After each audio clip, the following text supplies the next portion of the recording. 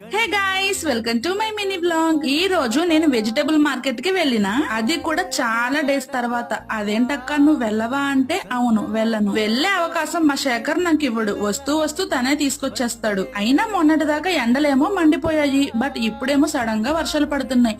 అయినా ఇది ఎండాకాలమో వర్షాకాలమో అస్సలు అర్థం కావటం లేదు. అయినా సమ్మర్ అని పేరే కానీ ఎండలు ఎక్కడ వస్తున్నాయి. మా సైడ్ ఏమో మబ్బులు వర్షాలు ఇంకా అవే.